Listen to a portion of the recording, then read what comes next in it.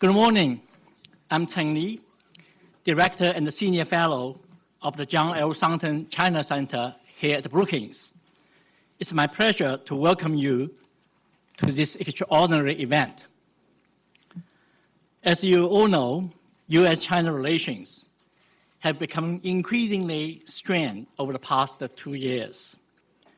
What began with the tariffs on solar panels and washing machines in early 2018 has escalated into full-blown trade war between the world's two largest economies. It is, of course, not just about the trade and economic tensions across the Pacific. This arguably most consequential bilateral relationship in today's world is entering a new era of competition and confrontation. Sentiment has been mounting in Washington that the United States faces the potential for major conflict with China on all fronts: strategy, diplomacy, security, military, politics, ideology, finance, science, technology, education, and even culture. Similar views are also increasingly prevalent in Beijing. If you follow the Chinese official media, it's getting very disturbing with the rhetoric or anti-American sentiment in China. The biggest policy challenge will be ensuring that these two superpowers can find a way to prevent their animosity from spinning out of control and leading to catastrophes. I know this is only Monday morning, so I apologize for starting your week with such a grim outlook. But it's important to understand that these sentiments are driving what some have called the new Washington consensus on China. In reality, there's a vibrant debate taking place on these issues. Many agree that the new ideas, new strategies are needed, but few agree on what those should be. As this debate unfolds, one factor that we must keep in mind is that Washington may not be reflective of the entire country, just as Beijing does not represent all of China. Simply put, U.S.-China relations are too important to be decided exclusively within the Beltway. We need to include as many people as possible in this conversation. And that means involving people from states and cities, which are the staging ground for much of the U.S.-China relations. Local communities are where new highways are built, new factories and the stores are open, new workers are hired, and new products are developed. They are where students live, study, and forge meaningful friendship for the future. States and cities are where the effects of tariffs and the price inflation are felt most strongly. And they are where sister programs and the cultural exchanges are launched and maintained, and where international partnership take a hold to advance innovation in addressing common challenges.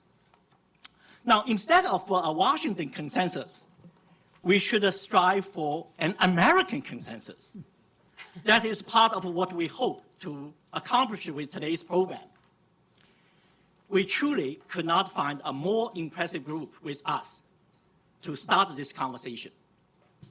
My colleague at the Brookings, Ryan Haas, the designer of today's program, will moderate a panel discussion featuring Ambassador Nina Hutchigan, the Honorable Writer Joe Lewis, and my Brookings colleague, David Dollar.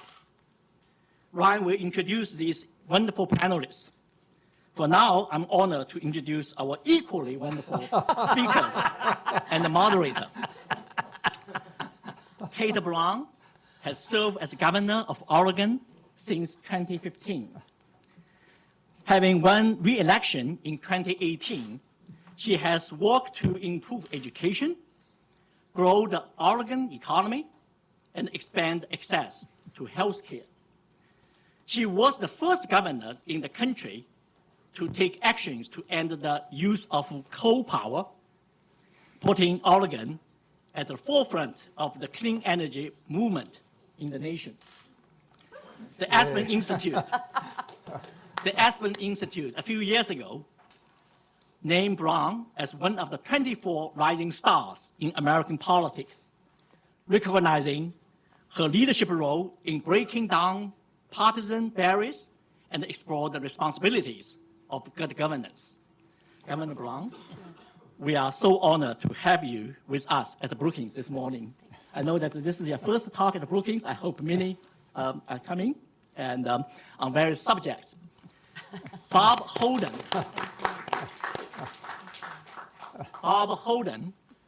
has dedicated his life to public service, including by serving as the governor of Missouri from 2001 to 2005. After leaving office, he spent 10 years as a professor at Webster University in St. Louis. He now is the chairman and the CEO of the United States Heartland China Association, whose mission is to build better, mutually beneficial relationships between U.S. Heartland region and China's vast inland region. Governor Holden, thank you for joining us, for sharing your expertise and perspective. My good friend, James Fallow, will moderate the keynote discussion. Early in James' career, he worked as the chief White House speechwriter for President Jimmy Carter. Not long after that, he joined Atlantic magazine as a national correspondent. Jim is an expert on both China and local governments in the United States. He and his wife, Deborah, lived in Shanghai, my hometown, from 2006 and 2009. I remember that Brookings delegation had the fortune to have you as a speaker during our visit in Shanghai. In 2013, they launched, Deborah and Jim launched the American Futures Project, traveling around the United States in a tiny propeller plane to study smaller towns and the cities, which are often overlooked by national media. Their insights are collected in a fantastic book titled Our Towns, a 100,000-mile journey into the heart of America, which is available to purchase outside our event today. Despite spending so much time up in the clouds, Jim is one of the most grounded people I know. We are honored to have him lead today's conversation. Please join me in giving our keynote participants a very warm round of applause. Thank you.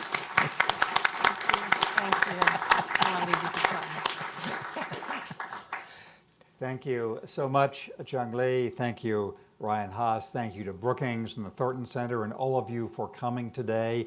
I can see by the occupancy rate of seats in this auditorium that we have a distinguished crowd here and a very timely subject. As Chung Lee was saying, we are sort of the warm-up panel for what's coming afterwards. So that's why we're going to just remain seated here and have a casual discussion. I personally could not be more delighted than to have the two governors we're going to hear from in the next few minutes. And I'm going to spend 2 minutes myself just on what I think is the fascinating setup of the moment in which we're speaking here in late July 2019 as negotiations continue between these two mammothly important countries.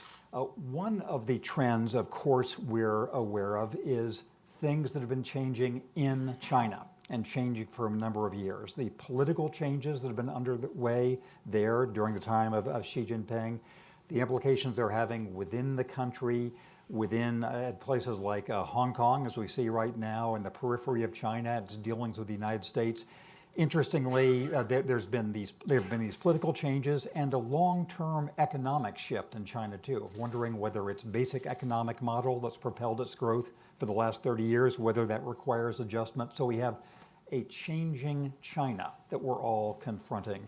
We have, second, profound changes in relationships between the U.S. and China. I think whoever had won the last presidential election in the United States, it's fair to say there would be a recalibration on the U.S. side of its ongoing relationship with China, whether the assumptions of the previous 30 years required adjustment in some sort. Because a particular person won the presidential election in 2016, we've seen an even more dramatic recalibration, might not be the term, but change in the way the U.S. is approaching all of the aspects of world relations, including what it may be trying to attempt in China, working changes in the Chinese economy fundamentally, trying to shift supply chains and all the rest. So we have changes in China, changes between the U.S. and China, and I think also significant changes within the United States, where the main argument that Deb and I make in our book, in our recent writings, is that at a time of paralysis in national level politics in the United States, where no matter your political outlook, you cannot feel very confident in the way the U.S. national government of this moment is matching the enormous resources the U.S. has to the enormous challenges the U.S. has.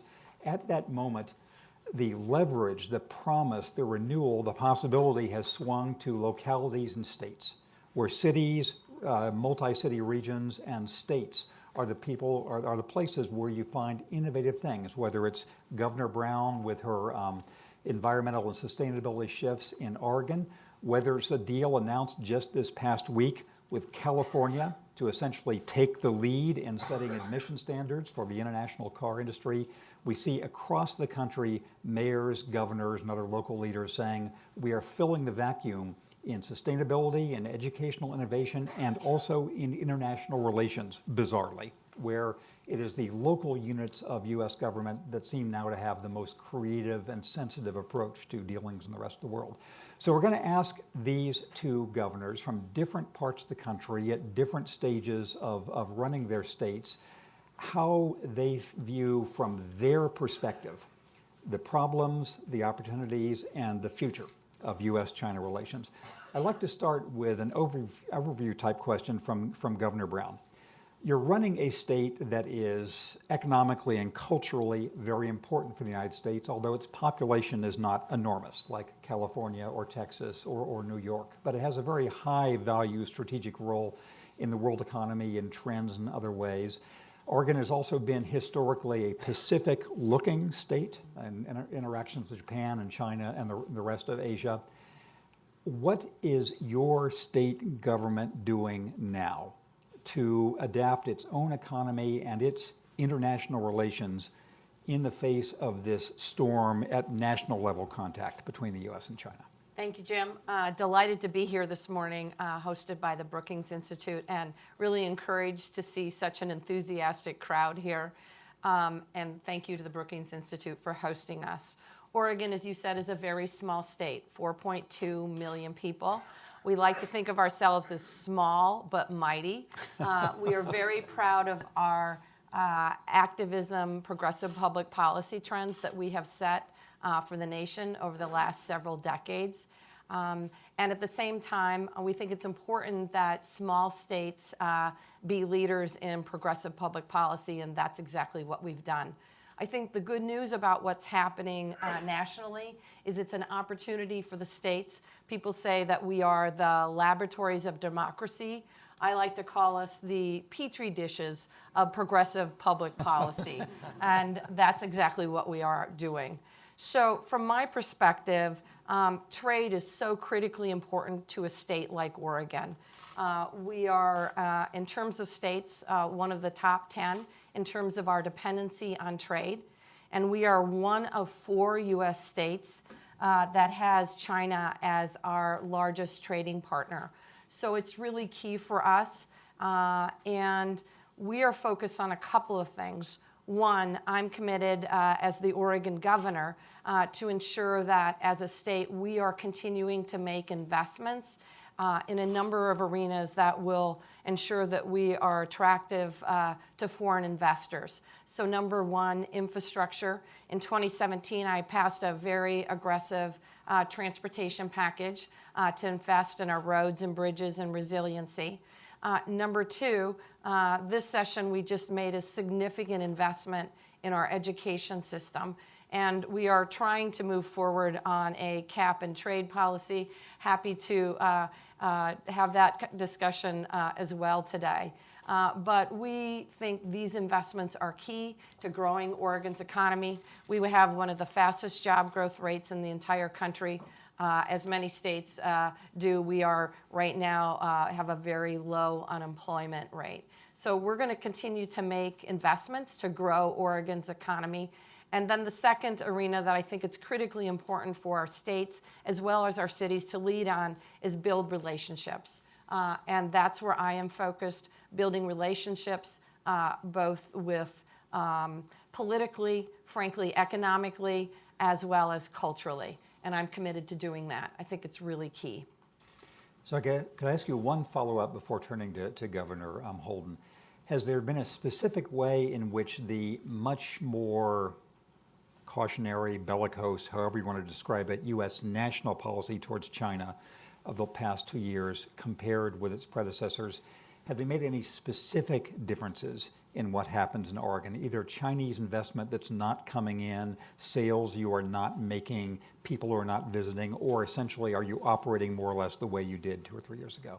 I would say what is happening nationally has had a chilling effect on commodity prices and our ability to sell goods to China. It's been extremely detrimental, particularly in the agricultural sector, which is a huge driver of the Oregon economy.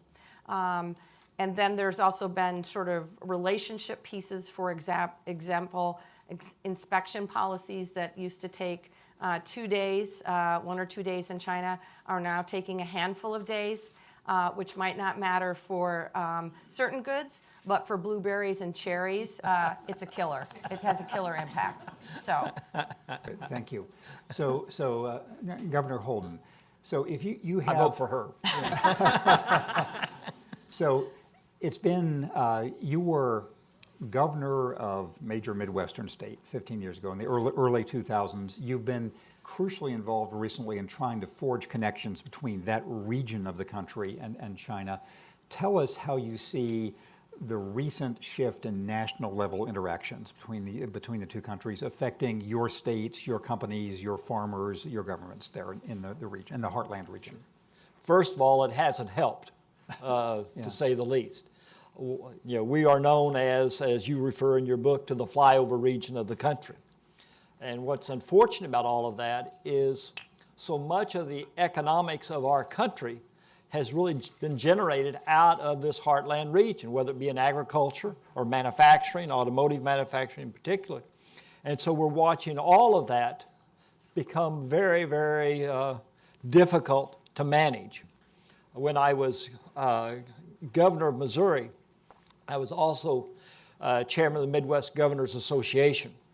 And I tried to convince these governors that no longer could we look at ourselves as each state as an island, but we had to be a regional approach to activity, which is very hard to do because you don't get elected and reelected by helping somebody else.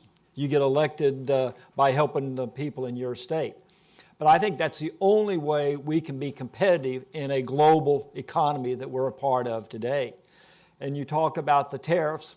The tariffs hit our region more than anybody else in terms of agriculture and manufacturing. I think of the top 20 states in agriculture that have been affected, 18 of them are in this 20-state region. We watched the automotive manufacturing leave the Midwest in the 1990s, move to the Southeast, and then start traveling around the world. And that's when I came to the conclusion that Missouri and our region need to have much greater involvement in a global perspective. And so we started the process. I'm now chair of an organization that's involved in 20 states, and it's all bipartisan. And it's even bipartisan in terms of how I treat my state versus the other 19 states in that involvement, which sometimes is not particularly popular, but it's important that we make the transition. And I think to make that transition successfully, we've got to focus on 3 areas. One is those cultural ties. 2 are those educational ties. And I think if you lay the foundation with those 2, then you can lay the foundation for the business ties and long proceeding economic growth throughout the entire region. And I think that is so important. If you want to have a peaceful world, you have to have those linkages so that you're working with people you can relate to and understand. You know, make no mistake about it. There are scoundrels, so to speak, in China. Well, sadly, there's also scoundrels in our own culture. And what we're trying to do is find the best in both, link them together so that it's in everybody's interest to work together in a peaceful world and not a conflict world. I have a specific farm belt follow-up for you. I spent actually the last couple weeks in South Dakota seeing a lot of pork producers and soybean producers, and a debate there was whether they felt they had permanently lost the Chinese market for soybeans in particular, or whether this was a temporary blip or glitch. What's the sense among farm producers in the Heartland, in the Midwest, about whether they have been moved in the long term away from Chinese markets? I think they're very scared, because if that relationship with China and others disappears from the agricultural community, then you've really lost the foundation of this Heartland region, all the way from the Great Lakes down to the Gulf, because it is in soybeans, it is in rice, it is in cotton, it is in corn. All of these different factors. And when somebody, another country finds another supplier that gives them that product and they no longer have to rely upon you, what incentive is there for them to come back to you and say, no, we made a mistake, or you made a mistake, now let's be friends again and work together. And so I think it's very, very, very concerning, because particularly in agriculture, if you have a tariff problem, you can't put it on the shelf and wait till this goes away so you can sell it. No, it's gone. And so you can't bring that back. And we've had, as you know, very serious flooding situations throughout the entire Midwest again this spring that has destroyed a lot of not just the cotton, but the soybeans and the corn and the rice and those things. So farming, and I come from a farm background. My family were farmers, poor farmers, but we were farmers for generations. But you live from year to year, month to month in that cycle. And if you lose that, the chance of you recovering from that are minimized. And if you lose it, say, 2 years in a row, then you can probably cross it off and say you'll never get that opportunity back again. I have a question for each of you in your role as a political leader. You were elected to lead states. You know something about mobilizing and judging public opinion.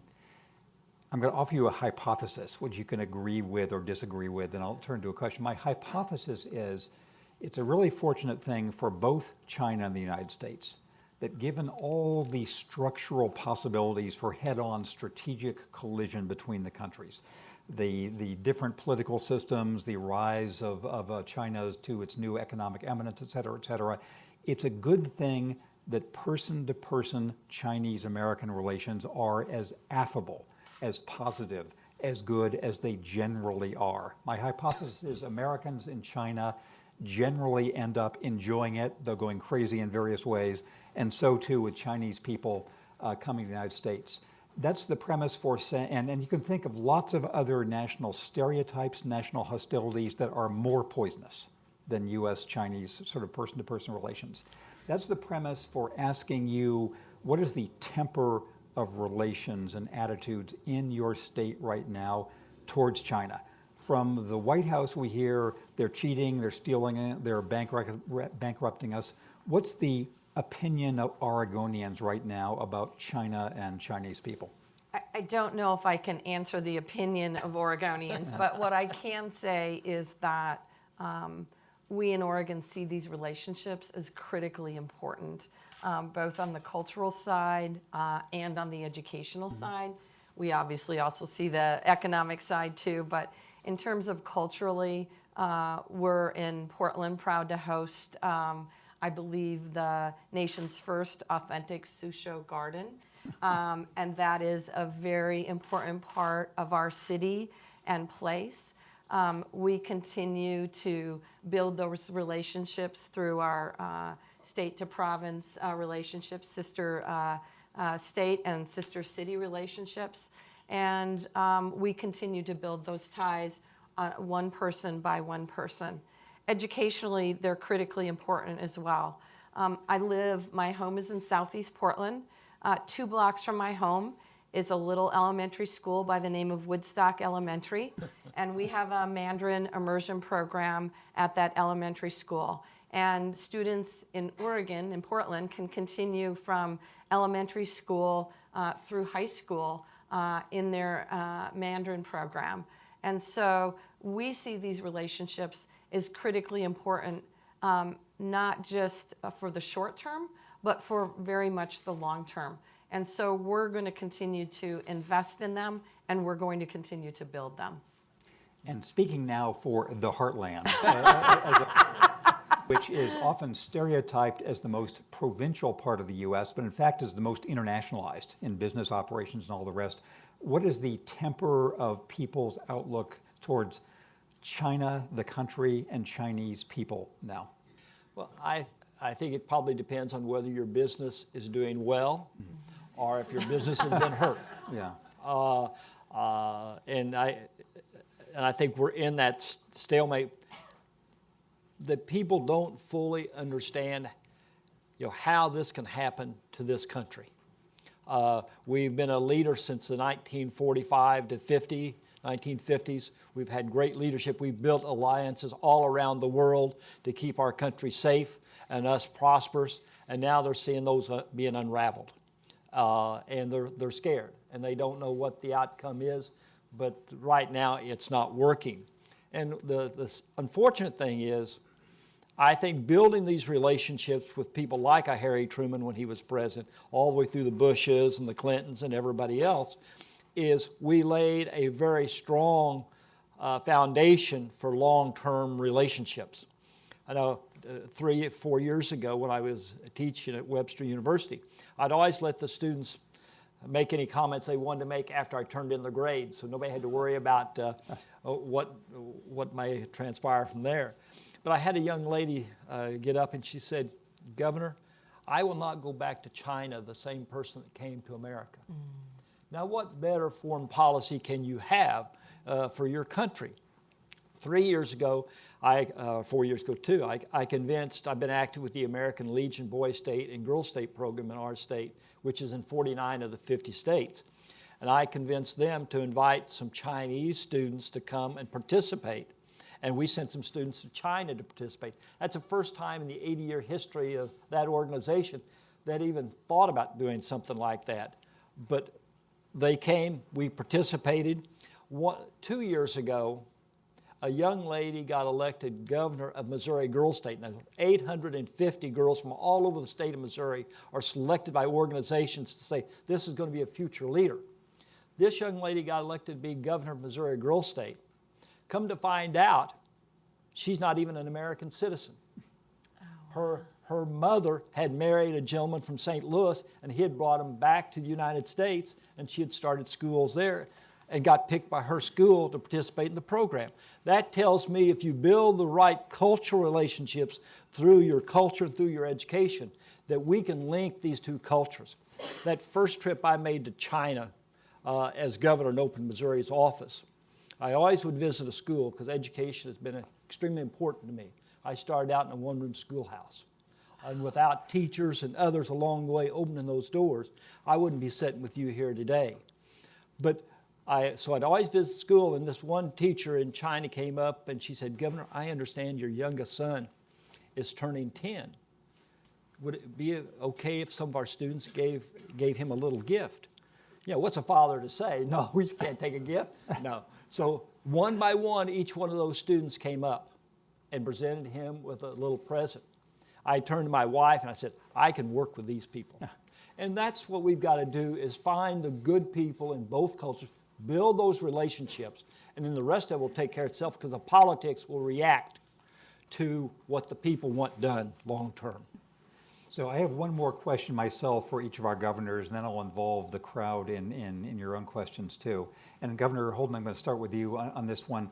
You have been a pioneer in bringing Confucius Institutes to universities in the United States. I've spent a lot of time at Confucius Institutes, their headquarters in Beijing and various places in the US. As you know, they've been the object of increasing controversy in recent years for the question of whether political values that are keeping with the increasingly rigorous guidance inside China itself are being exported to countries with different political points of view. How do you now think about the Confucius Institutes themselves, and generally this question of more and more confidently exported Chinese political values interacting with those in democratic systems? Sure, and I can understand the sensitivity on that issue. But the Chinese students that I've met are very similar to American students that I've dealt with. You may try to convince them of a point of view, but they're going to make up their own mind. I think the worst thing we can do for really making our relationship with China difficult is close those doors.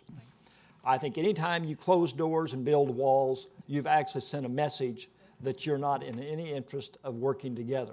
And I don't think that works in our self-interest. Again, going back to the leaders that we've had since World War II. The reason we got World War I and II is because we didn't have those relationships, we didn't build those connections, and look at the price we paid.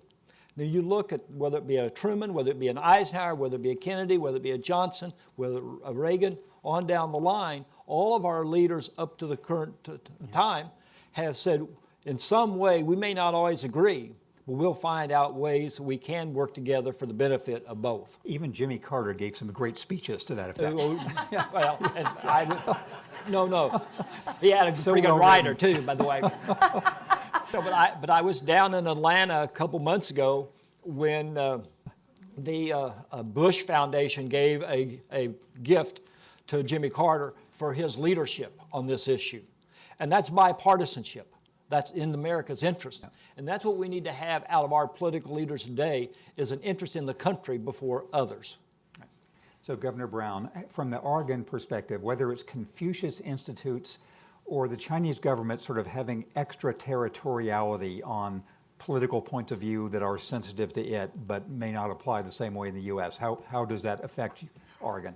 Well, I certainly understand that there are challenges here, but I think it's critically important that we open the doors of our educational institutions to Chinese students and programs. And it's been, frankly, very successful in Oregon in terms of building relationships. I think it's also very important, frankly, that American students have the opportunity to study abroad. We need to encourage and support these opportunities. I grew up speaking only one language. When I went to a Spanish school in Mexico, I ended up studying with a number of European students. They were working on their fifth and their sixth and their seventh language. I just think it's important that we open our students' minds and expose them to a plethora of opportunities and ideas. And you build really good relationships, but I think you also grow really strong leadership and strong young people. So I think we need to encourage it, frankly. And I just have to point out, I really love being governor. I had the opportunity to meet with President Carter last summer when he came to Oregon. I asked him what his favorite job was in his entire lifetime. He said, of course, being governor. And one of the reasons why I love being governor is that we have to be pragmatic. we have to work together. And even though we did not serve at the same time, and I don't believe we're on the same party, we agree on a lot. And I think that's really important for not only Americans to see, but for people across the world to see. Yeah. Following up your point about, yes, I agree about not having been a governor, but having seen them. It seems like a great job, rivaled only by being mayor. Mayor I don't know about you. I was governor when September 11th happened. Oh, my gosh. And the economy went in the tank. So it was not the most pleasant of times. But it's, at the same time, that's when you need leadership. Yeah. And following Governor Brown's point about languages and exposure, I absolutely believe the more languages you know, the better, the more places you've lived, the better, and the more foreign outside people the U.S. can absorb, the better, which leads to one factual follow-up. In the last 2 or 3 years, has there been a change specifically in Chinese student enrollment in state institutions in Oregon, either Oregon State, University of Oregon? Has that gone up, down, or just been constant? I think it's been relatively constant. I think we need to, with what's happening nationally, we are going to have to sort of up our game, frankly. And I think that's really important that we do that. So we have from a governor from the West Coast and a governor from the Heartland a similar complementary message that what matters is to maintain connections, institutional, cultural, personal, educational, all the rest. So it is now the stage for questions, right? How are we going to police these? Is there a microphone? Okay, there is a microphone. Raise your hand and microphones will come to you. And microphone bearers, I will point out the first person here, and then if you can just pick out other people yourself, I'll go to whoever next has the microphone. You're Democrat? Yes. We have The political affiliation over That's here. very funny. This is for you, Mr. Fellows. I recall your statement some time ago that the most important relationship on the planet is that between the United States and China, specifically because only their cooperation can do something about climate change. Doesn't look like we should be holding our breath on that one. You have any change in your views of that possibility happening? So the background here, and I will be terse as the moderator as opposed to the governor here, is I think during the years I was living in China, I did a number of articles for The Atlantic and a couple of books essentially arguing that China and the United States simply had to work together despite their differences, because if they did not cooperate on climate issues, there simply was no hope. Partly because of their scale, partly because of their technology, potential for cooperation, and all the rest. I will say that in different ways there have been steps backward in each of the countries at the national level in the past few years. In the United States, for obvious reasons. In China, for ones where I think reporting has sort of revealed that progress we thought was happening has not been happening as much as others would have hoped in China. There are people in this room who are more expert than I am on this field. But I think that it remains the case that, number one, China and the United States need to work together. Number two, all their countries need to do what they can. And number three, the momentum significantly now is the state and local level. When the United States left the Paris Accords a year or two ago, 400 plus US mayors and a large number of governors said our jurisdictions are still adhering to these accords, and that may make a difference. It would be better if the nations were allied, but you live in a fallen world. That's my answer. So microphone bearers, I'm putting on you, whoever next has, so is there one microphone? Okay, so yes, how about this gentleman here? And then, so somebody raise your hand, catch the eye of our microphone bearer, and she will go to you next. Yes. Good morning. Certainly very impressive what both governors have said about the progress in friendship between China and the United States, certainly starting from the 70s with Presidents Nixon and Jimmy Carter and so forth. My question is, in view of all of this, decades of building of all this friendship, how did this recalibration, as Mr. Fallows mentioned, happen so suddenly in the last 2 or 3 years? Well, I don't think it happened in the last 2 or 3 years. I think you've seen more evidence of it.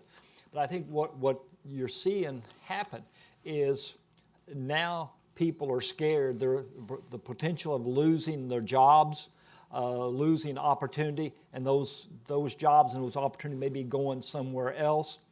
And so this is a reaction to that atmosphere and that fear and that concern. And I don't think you solve the problem by responding to that fear. I think you respond to the issue by building bridges for the future. And that's the reason we were talking earlier that I think mayors are so extremely important long-term in our success. Mayors have a defined geographical area they have to represent, and usually you either fix the potholes or you're no longer the mayor. Whereas governors get torn from one city to another, from one region of their state to another. And so I think the more ways that we can help mayors as well as states be effective cities, then I think we can rebuild relationships. People that are confident about what they're doing and where they're going usually don't respond in a negative way to somebody else because they've got enough macho that they think they'll live it out and they'll be successful. What I see now is a paranoia within our culture that we are losing grip on things and we're losing our control, and we've got to get it back. But you get it back by being positive forward, not by being reacting. I wrote an article in The Atlantic 2.5 years ago, the cover story, trying to address exactly that question. So I can give you the links later on.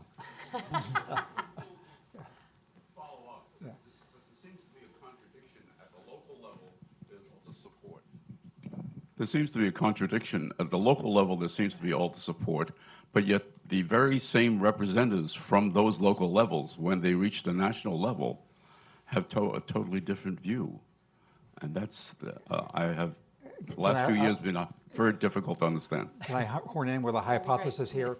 There are any number of issues where you find this profound local level versus national split. For example, national rhetoric about immigration has portrayed it as a crisis for the last 2 or 3 years. Consistently across the country, you find that the only localities that are fearful of immigration are those with no immigrants. The state with the highest level of build-the-wall support and the lowest level of immigration is West Virginia. You do not find Texas or California now or Oregon reacting in this way. And so there's across the board, there's a way in which national level rhetoric on lots of things has become divisive, tribal, quasi-religious, whereas the local level perception of things ranging from China trade, immigration, to anything else is different and more sort of realistic. And I think from a governor's standpoint, and I mentioned earlier Oregon's reliance on trade and the importance for our economy, we're seeing it in impact in terms of businesses around the state. So the gentleman asked about environmental policy. A number of our companies that were doing business with China were through sustainable technology. For example, Stevens Water Monitoring. And they started in China in 2007.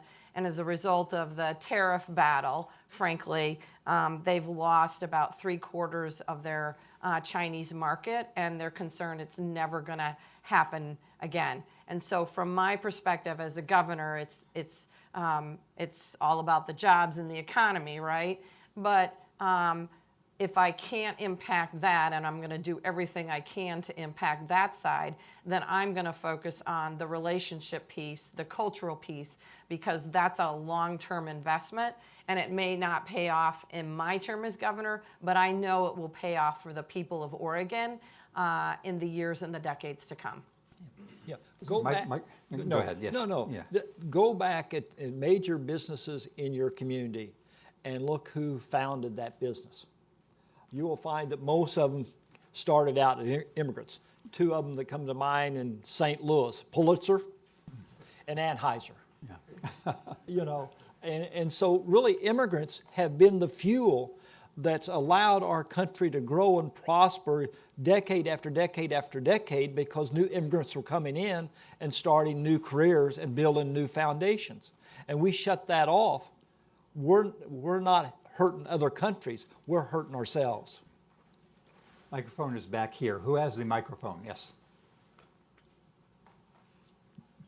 Thank you very much. Mark Magnier with the South China Morning Post. So I have a question about Hong Kong, but from a couple of different sub-questions. One would be your reaction. I think it's pretty clear that Beijing is getting more and more nervous about the situation. But two, because Beijing is so effective at economic leverage, and that is often much more effective at the state level, where you threaten jobs and you threaten investment and you threaten trade. What happens between principle and economic future for your state when you have to make that decision? Thank you. Oh my gosh. So two of us up here have held public office. So That's called passing the buck. Yeah, exactly. So I mean, I'll put it in a thought experiment.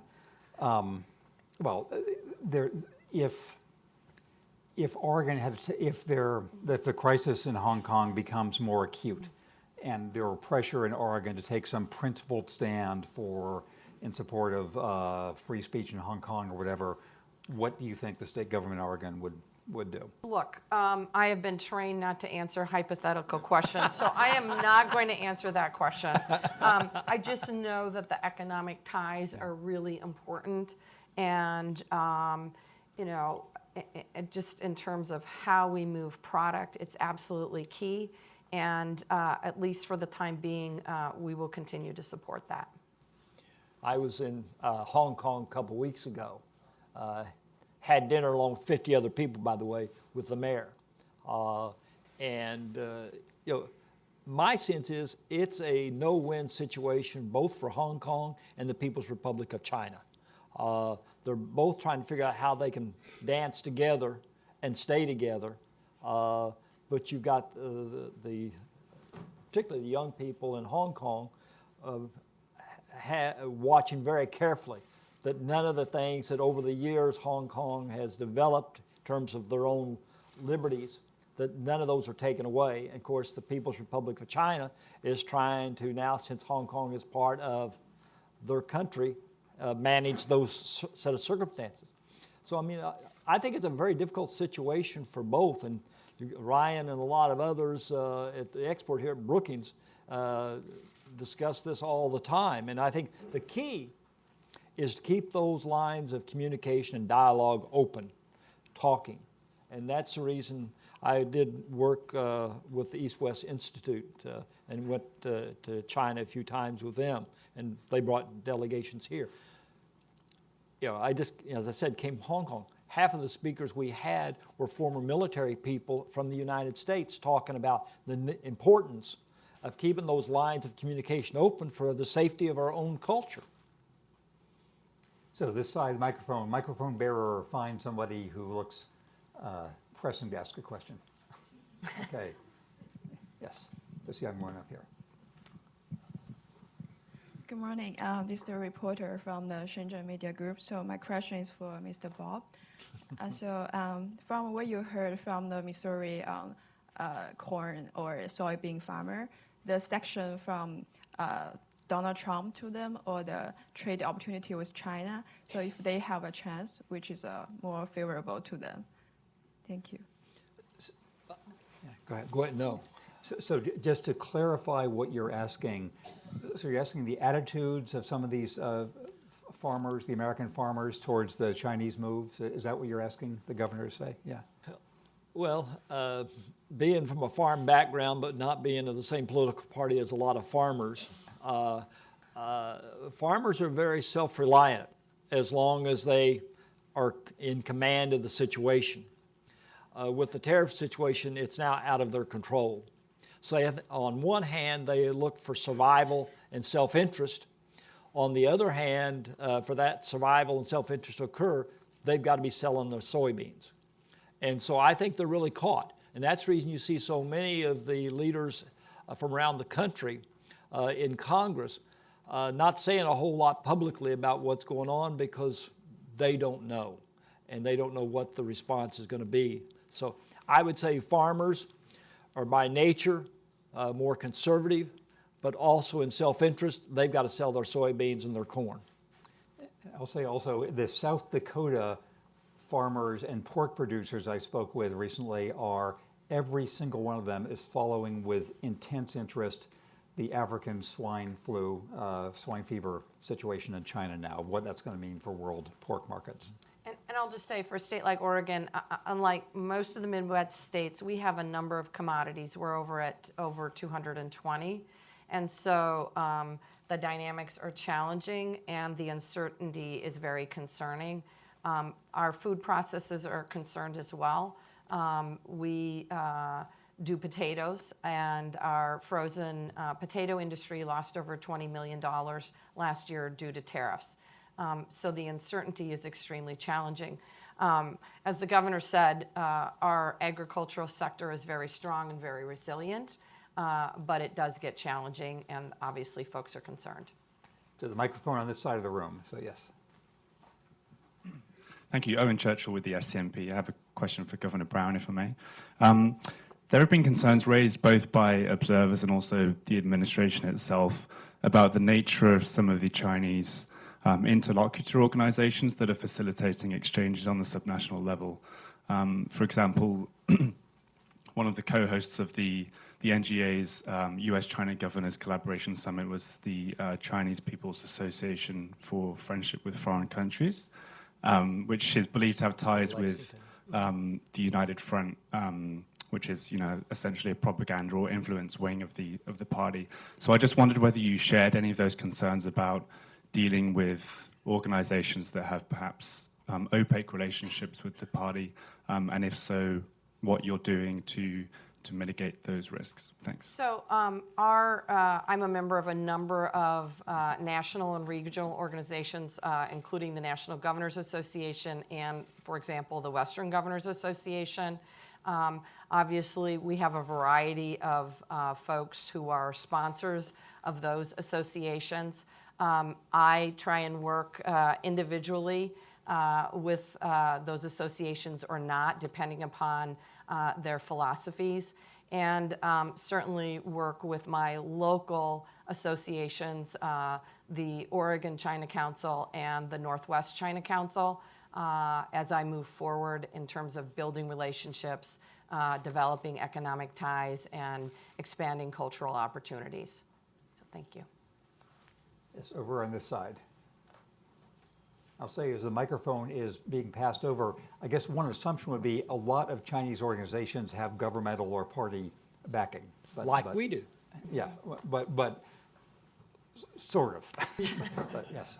Yeah. Hi, Carl Gollin. On September 11th, 2001, I was a special agent with U.S. Customs, and my question pertains to the improving of relations between the federal entity and the states, and drawing from three crucial events in 1913. The creation of the Federal Reserve, the privatization of the creation of credit or money, and the establishment of the income tax. Because prior to that year, virtually all the federal revenue came from customs duties, which helped balance trade interests with domestic industry. But the third event of 1913, the passage of the 17th Amendment. From that point, U.S. senators were directly elected by the people, whereas prior to that point, the state legislatures appointed or elected the U.S. senators.